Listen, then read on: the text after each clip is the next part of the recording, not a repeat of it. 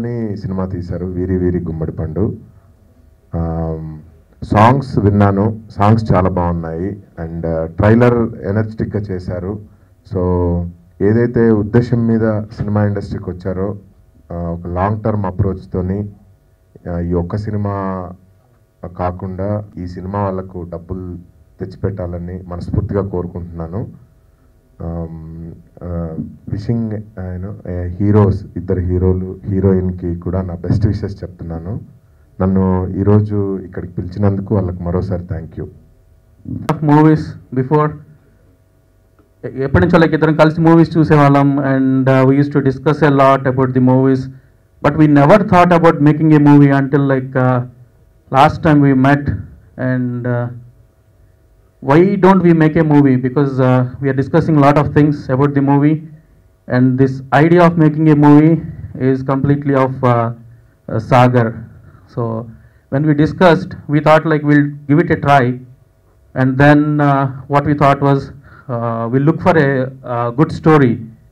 Then it took us like nearly 4 months to come up with a story.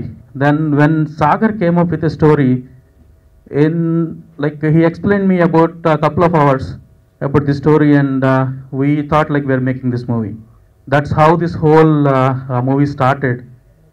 And from there, when we decided to have a complete pre-production and all, pre-production work, we did it around 3 to 4 months. And endukante we want also coming into the first time into the industry, so we are also looking for the heroines like who are like aspiring.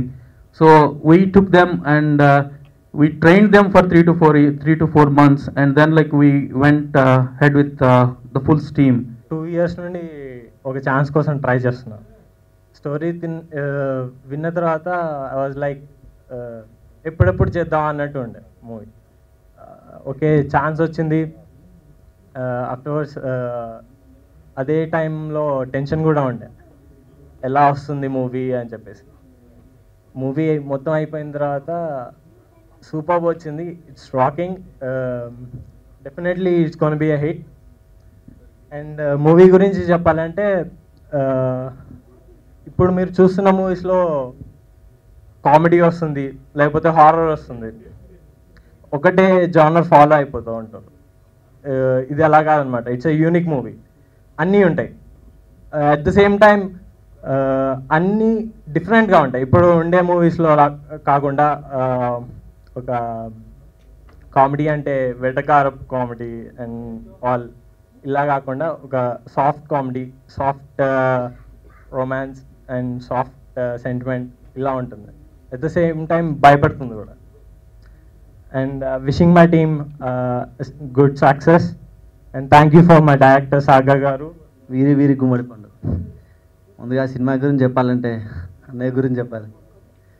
నాకు ఈ chance ఇచ్చిన అన్నయ్యకి కానీ, మా producer Kiran గారికి కానీ heartly thank you sir.